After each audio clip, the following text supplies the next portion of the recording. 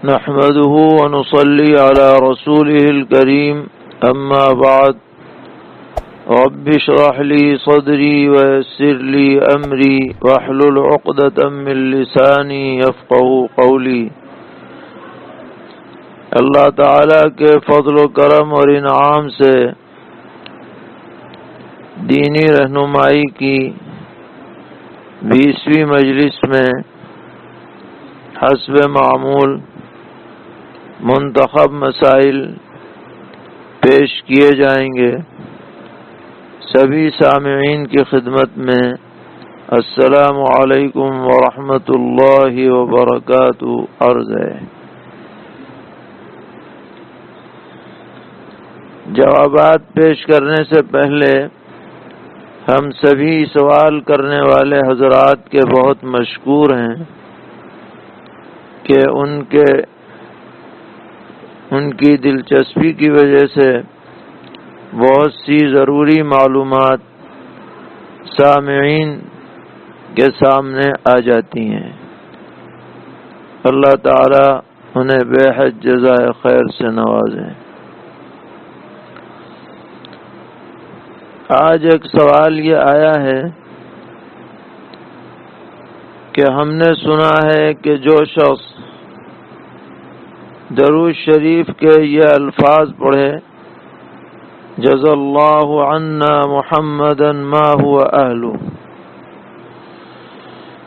جس کا ترجمہ یہ ہے کہ اللہ تبارک و تعالی نبی اکرم حضرت محمد مصطفیٰ صلی اللہ تعالی علیہ وسلم کو ویسے ہی بدلہ عطا فرمائیں جس کے آپ مستحق ہیں۔ تو جو شخص یہ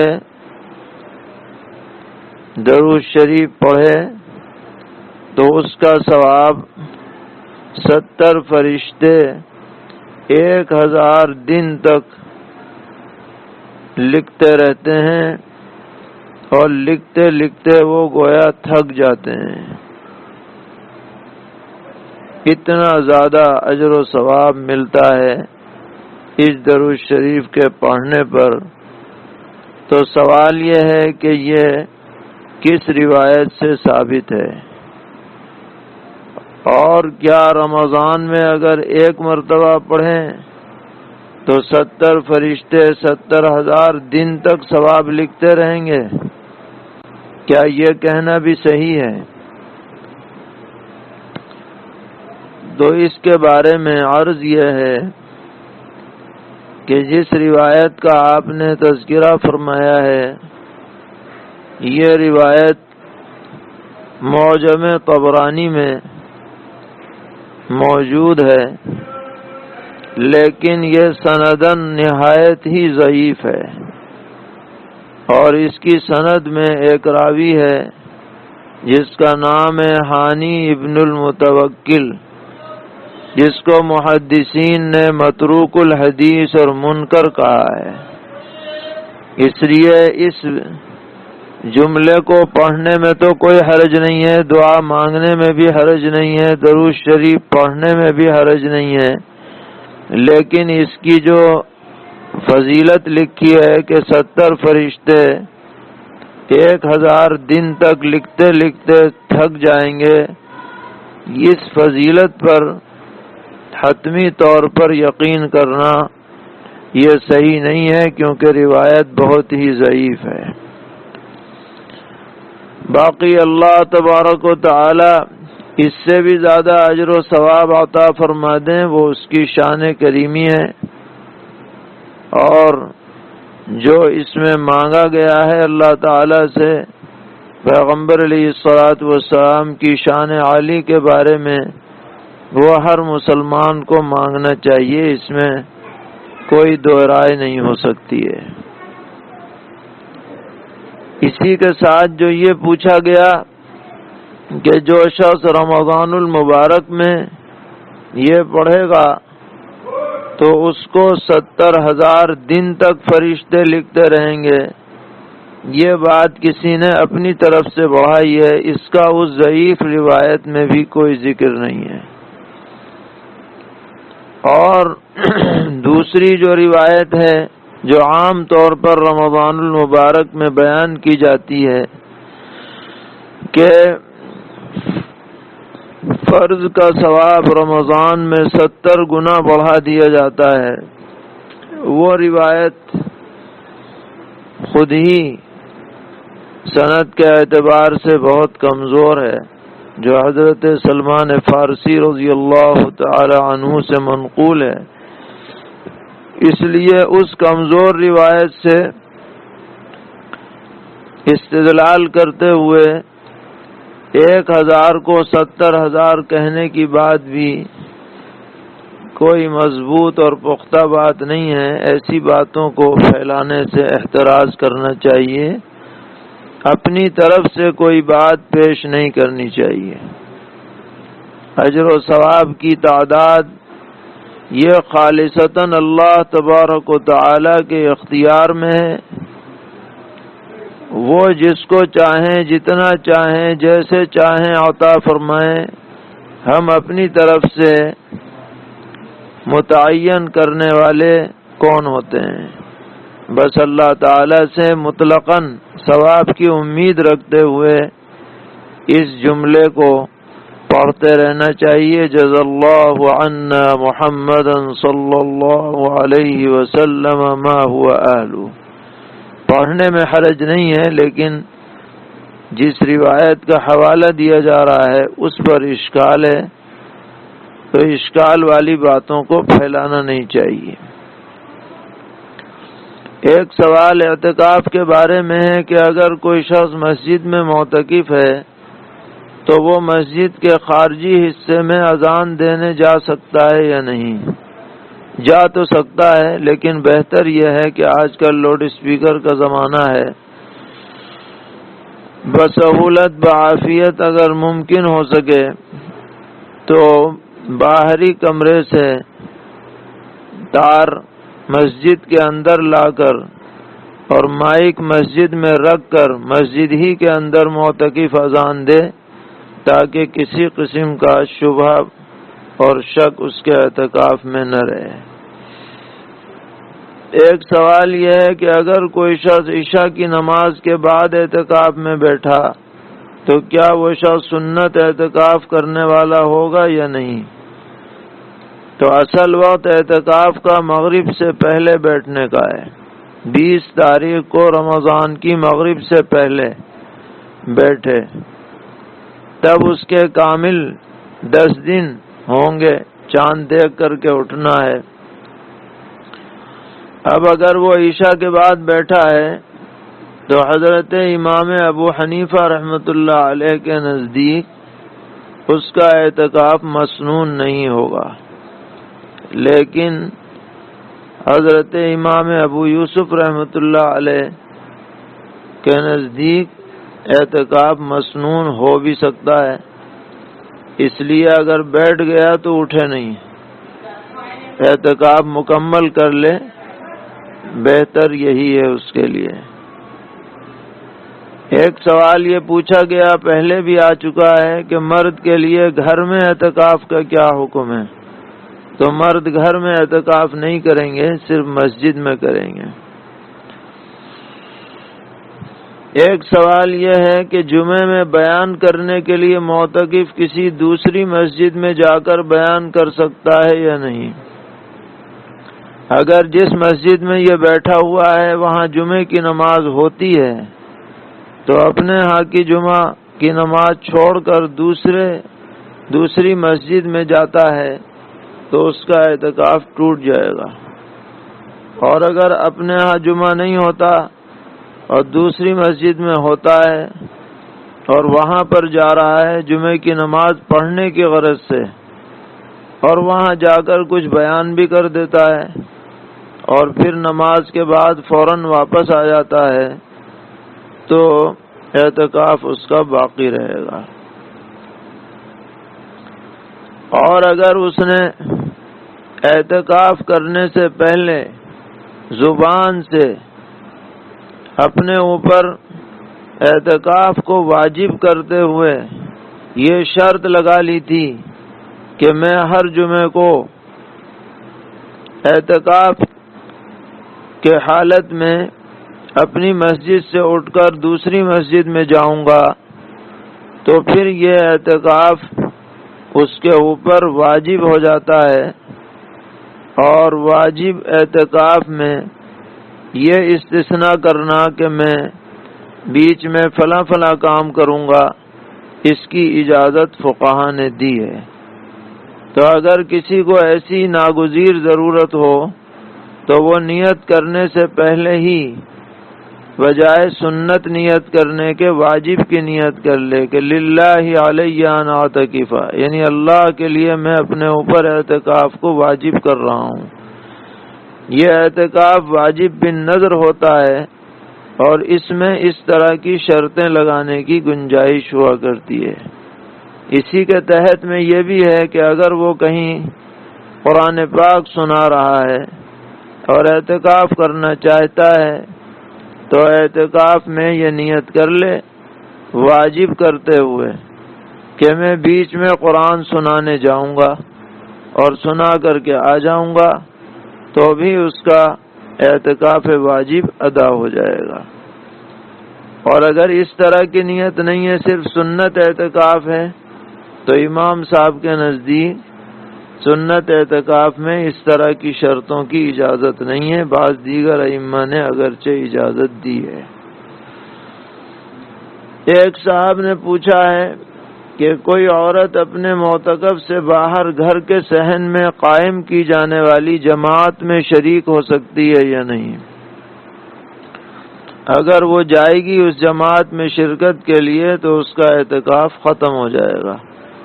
اپنے معتکف میں رہتے ہوئے صفیں وہاں تک آ رہی ہوں تو وہیں پر جماعت میں شریک ہو جائے، اس کی تو گنجائش ہے، لیکن معتکف سے باہر جا کر جماعت میں شریک نہیں ہوگی۔ ایک سوال، سحری کا وقت ختم ہونے کے بعد فجر کی اذان سے پہلے ٹوتھ پیسٹ کرنا کیسا ہے؟ جواب یہ ہے کہ اس سے اگرچہ روزہ تو نہیں ٹوٹے گا لیکن مناسب نہیں ہے، کیونکہ اندیشہ ہوتا ہے کہ وقت بالکل ختم ہو جائے اور اس کے بعد ٹوتھ پیسٹ کی صورت پیش آئے جس سے کراہت آ جاتی ہے روزے میں۔ ایک سوال یہ ہے عدت کے بارے میں کہ طلاق اور موت کی عدت میں شرعاً کیا فرق ہے؟ تو عورتیں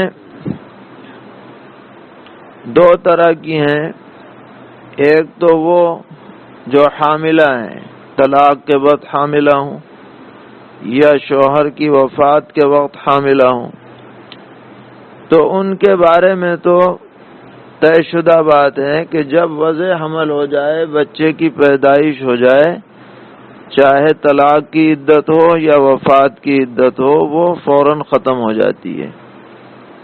اب چاہے وہ طلاق کے 5 دن کے بعد ہو جائے، موت کے 5 دن کے بعد ہو جائے، یا 7-8 مہینے تک چلے، جب تک پیٹ میں بچہ ہے جب تک عدت باقی رہے گی، اور جب بچہ پیدا ہو جائے گا تو عدت ختم ہو جائے گی۔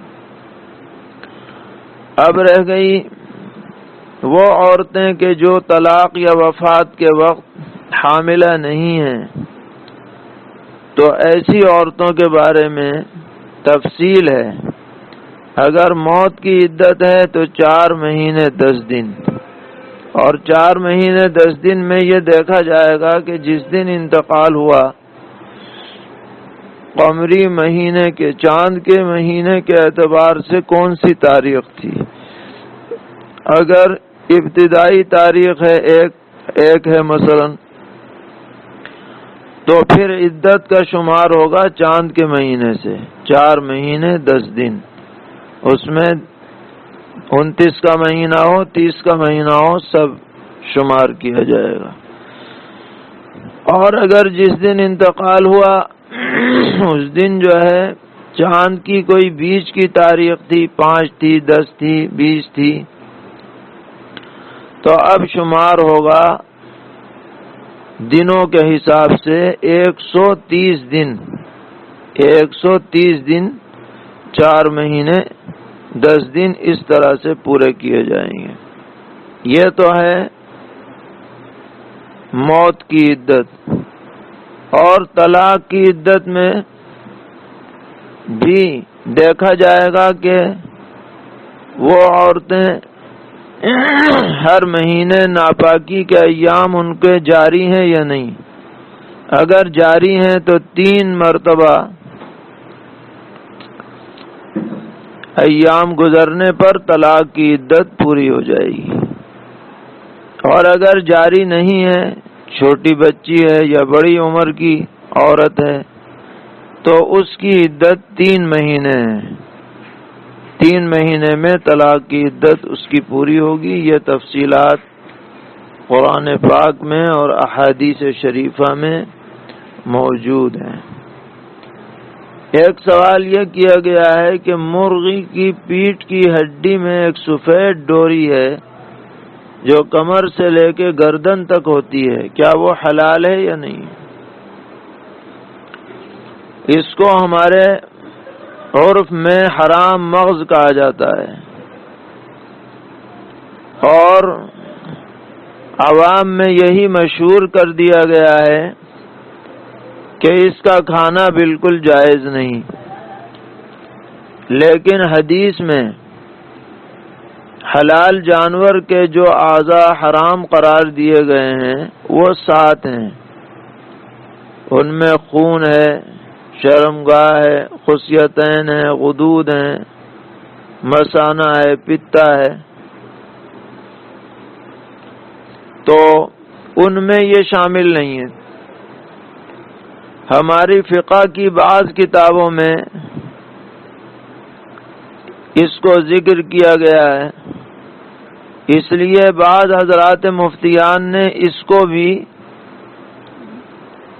مکروہ کی فہرست میں داخل کر دیا۔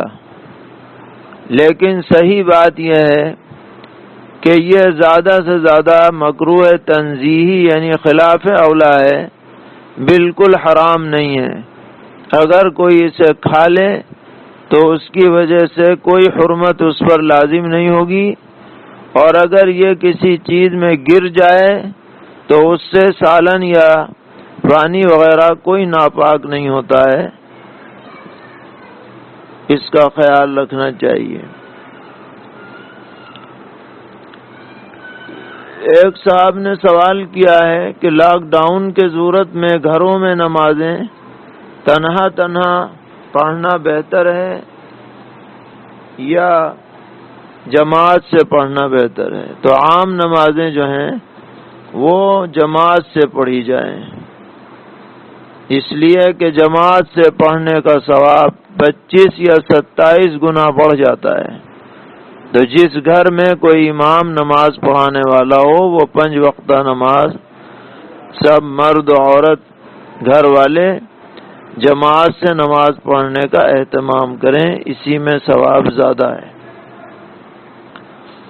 ایک سوال یہ کیا گیا کہ کسی شخص کی وتر کی پہلی رکعت چھوٹ گئی تو اس رکعت کو مکمل کرتے وقت دعائے قنوت پڑھے گا یا نہیں، جبکہ وہ امام کے ساتھ دعائے قنوت پڑھ چکا ہے؟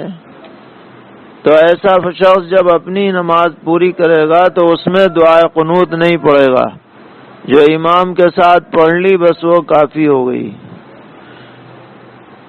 ایک سوال پوچھا گیا، نماز کے دوران نیند کے غلبے کی وجہ سے رکوع چھوٹ جائے یا سجدہ چھوٹ جائے تو نماز میں خرابی آئے گی یا نہیں؟ جی ہاں، خرابی آئے گی۔ ایسا شخص لاحق کے درجے میں ہے، جب یاد آئے تو پہلے اپنا رکوع اپنا سجدہ کرے، اس کے بعد امام کے ساتھ شامل ہو، اور اگر اکیلے پڑھ رہا ہے تو ظاہر ہے جہاں سے بھولے گا وہیں سے آگے اپنی نماز پوری کرے گا۔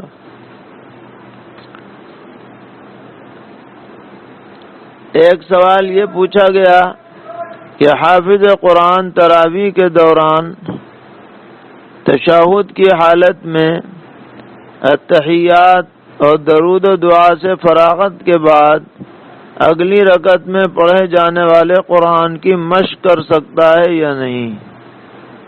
تو اچھی طرح سے خصوصاً حفاظ کرام کو یاد رکھنا چاہیے کہ نماز میں صرف قیام کی حالت میں قرآن پاک پڑھنا درست ہے، رکوع کی حالت میں، سجدے کی حالت میں، قومے کی حالت میں، جلسے کی حالت میں، قعدے کی حالت میں قرآن پڑھنا زبان سے درست نہیں۔ البتہ دل میں سوچتا رہے اذکار پڑھتے ہوئے کہ مجھے آگے کون سا رکوع پڑھنا ہے، تو دل میں سوچنے میں حرج نہیں، مگر خاموش نہ رہے، ویسے ہی دل میں اذکار پڑھتے ہوئے سوچتا رہے تو اس میں حرج نہیں، لیکن زبان سے قرآن نہ پڑھے، ایسا پڑھنا بہت سخت مکروہ ہے، حدیث میں ممانعت آئی ہے۔ ایک اہم سوال آج کل یہ پوچھا جا رہا ہے کہ حکومت کی طرف سے مقررہ مقدار سے زائد لوگوں کا مسجد میں نماز ادا کرنا کیسا ہے؟ ہر جگہ یہ صورت پیش آ رہی ہے، تو اس کا جواب یہ ہے کہ نماز تو ادا ہو جائے گی، لیکن اپنے کو خطرے میں ڈالنا یہ بھی شریعت میں پسندیدہ نہیں ہے، اس لیے محتاط رہنے کی ضرورت ہے۔ ایک سوال یہ پوچھا گیا کہ گھروں میں جماعت کی صورت میں کیا امام کے لیے عورتوں کی نیت کرنا ضروری ہے؟ اگر ضروری ہے تو کس طرح نیت کریں؟ اگر نیت نہ کریں اور خواتین شریک رہیں تو کیا حکم ہے؟ جب یہ پہلے سے معلوم ہے کہ گھر میں خواتین جماعت میں شریک ہو رہی ہیں اور وہی امام جسے سب علم ہے وہ نماز پڑھانے کے لیے مصلی پر پہنچتا ہے، تو ذہن میں اس بات کا پایا جانا کہ میں گھر والوں کو بھی نماز پڑھا رہا ہوں، بس یہی کافی ہے۔ زبان سے خاص طور پر عورتوں کا نام لینا یا عورتوں کا زبان سے اظہار کرنا یہ کوئی نیت میں ضروری نہیں ہے، دل میں تصور کافی ہے۔ اس کے علاوہ ایک اور بات بھی لکھی ہے حضرات فقہا نے کہ اگر امام نے مطلقاً یہ نیت کر لی کہ میرے پیچھے جو بھی پڑھ رہے ہیں مرد ہوں یا عورتیں ہوں میں سب کی امامت کر رہا ہوں، تو بھی نماز درست ہو جاتی ہے۔ اور اس طرح سے جب نماز پڑھی جا رہی ہو تو بیچ میں کوئی عورت آ کر کے شامل ہو جائے تو اس کی نماز بھی صحیح ہو جائے گی۔ ایک سوال عید کی نماز کے متعلق ہے کہ عید کی نماز کے بعد دعا مانگنے کا کیا حکم ہے؟ کیا عید کی نماز کے بعد دعا کی کوئی فضیلت ہے؟ جیسے اور نمازوں کے بعد دعا ہے ایسے ہی عید کے بعد بھی ہے، چونکہ عید میں مجمع کثیر ہوتا ہے اس لیے دعا کی قبولیت کی امید زیادہ ہے، اور نبی اکرم علیہ الصلاۃ والسلام کی ایک حدیث سے بھی یہ معلوم ہوتا ہے کہ عید کے مجمع میں دعائیں کی جاتی ہیں، اس لیے عید کی نماز کے بعد دعا کا اہتمام کرنا اچھا اور بہتر ہے۔ ایک سوال زکوٰۃ کے متعلق ہے کہ اگر بیٹی کی سسرال سے زیور اور پیسے آئے ہوں تو ان کی زکوٰۃ کون ادا کرے گا، لڑکی والے یا لڑکے والے؟ اس میں خاندانوں کا عرف دیکھا جائے گا کہ یہ زیور اور پیسے جو آئے ہیں ان کی ملکیت کس کی ہے۔ اگر ملکیت عورت کی ہو گئی ہے اگرچہ سسرال سے آئے ہوئے ہیں تو عورت پر زکوٰۃ واجب ہے، اور اگر ملکیت لڑکے والوں کی برقرار ہے اور وہ یہ سمجھتے ہیں کہ ہم نے بطور عاریت دیا ہے، جب ہمارا جی چاہے گا ہم واپس لے لیں گے، تو ایسی صورت میں جب ملکیت لڑکے والوں کی ہے تو زکوٰۃ بھی لڑکے ہی پر واجب ہوگی، بیوی پر نہیں ہوگی۔ خلاصہ یہ ہے کہ جو مالک ہے وہی زکوٰۃ ادا کرے، لڑکی مالک ہے تو لڑکی اور لڑکا مالک ہے تو لڑکا، واجب اس پر ہوگی۔ اب باقی ایک دوسرے کی طرف سے زکوٰۃ ادا کر دے کوئی، اس میں تو کوئی حرج نہیں ہے، آپسی رضامندی کی بات ہے۔ زکوٰۃ ہی کے متعلق ایک اور سوال ہے، کسی شخص نے غلطی سے زکوٰۃ کا حساب زیادہ لگا لیا اور مقدار سے زیادہ ادا کر دی، تو کیا زائد رقم اگلے سال کی زکوٰۃ سے منہا کر سکتا ہے؟ جی ہاں، کر سکتا ہے، کیونکہ دیتے وقت زکوٰۃ کی نیت رہی، اس کو اگلے سال میں علی الحساب شامل کر لے۔ ایک سوال یہ ہے کہ سعودی عرب میں رہنے والا شخص صدقہ فطر کس اعتبار سے ادا کرے گا؟ سعودی کرنسی کے اعتبار سے یا اپنے ملک کی کرنسی کے اعتبار سے؟ تو جہاں آدمی رہتا ہے اسی ملک کی کرنسی سے حساب لگتا ہے۔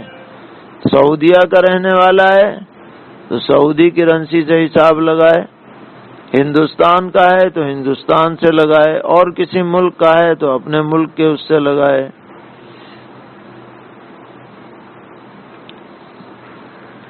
ایک سوال یہ ہے کہ ہم نے ڈیلر کو بطور شرکت پیسے دیے، لیکن معلوم نہیں ہے کہ ڈیلر نے وہ پیسہ کس زمین میں لگایا، تو کیا اس طرح پیسہ لگانا درست ہے؟ نیز جب تک زمین فروخت نہیں ہوتی اس وقت تک نفع نقصان کا بھی علم نہیں ہوتا، تو ایسی صورت میں اس رقم کی زکوٰۃ کیسے نکالیں؟ اس سوال کا جواب یہ ہے کہ جس ڈیلر کو آپ نے پیسے دیے ہیں اس سے آپ پوری معلومات حاصل کریں کہ وہ پیسے کس حالت میں ہیں۔ اگر اس نے ابھی تک کوئی زمین اس سے نہیں خریدی تو یہ پیسے آپ کے امانت ہیں اس کے پاس، اس لیے اس کی زکوٰۃ جتنے بھی وہ روپے ہیں اس کی زکوٰۃ آپ ادا کریں گے۔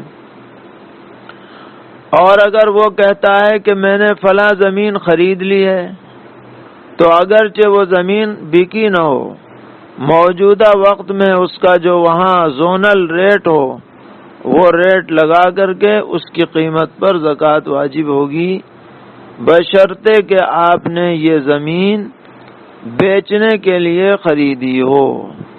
اور اگر آپ نے اپنی رہائش کے لیے ڈیلر کو خریداری کی بات کی تھی تو کوئی بات نہیں، پھر تو آپ پر زکوٰۃ نہیں ہوگی خریداری کے بعد، لیکن جب تک خریدا نہ جائے پیسہ برقرار ہو تو زکوٰۃ آپ کے اوپر لازم ہوگی۔ ایک سوال یہ ہے کہ ایک شخص رمضان کی پہلی تاریخ کو حساب لگاتا تھا اور پھر تھوڑی تھوڑی رقم نکالتا رہتا تھا زکوٰۃ کی۔ اس سال اس نے 8ویں تاریخ کو زکوٰۃ کا حساب لگایا، تو پہلی تاریخ اور 8ویں تاریخ کے بیچ میں 40,000 روپے کا سامان آ گیا، تو کیا پہلے روزے کی مالیت سے حساب لگے گا یا 8ویں روزے کی؟ تو پہلے روزے کی مالیت سے حساب لگے گا، کیونکہ اسی دن آپ کا سال آپ کے بقول پورا ہو رہا ہے۔ ایک سوال یہ ہے کہ بڑی کمپنیاں جب کسی فرم کو لائسنس جاری کرتی ہیں تو سیکورٹی کے نام پر لاکھوں روپے ایڈوانس جمع کر لیتی ہیں، اور کمپنیاں کہتی ہیں کہ جب تمہارا کام بند ہوگا تو یہ رقم بھی تمہیں واپس دے دی جائے گی۔ سوال ہے کہ سیکورٹی والی رقم کی زکوٰۃ کون ادا کرے، کیونکہ یہ کچھ پتہ نہیں کہ کب کام بند ہوگا، تو اس رقم پر زکوٰۃ کسی پر واجب نہیں ہے، نہ کمپنی والے پر نہ اس آدمی پر جس سے پیسے لیے گئے ہیں، کیونکہ کہیں ملکیت نہیں ہے، کہیں ضمانت نہیں ہے۔ اللہ تعالی ہم سب کو دین پر استقامت عطا فرمائے، ہر طرح کی کجروی سے محفوظ رکھے۔ وصلی اللہ تعالی علی خیر خلقہ محمد وآلہ وصحبہ اجمعین برحمتک یا ارحم الراحمین۔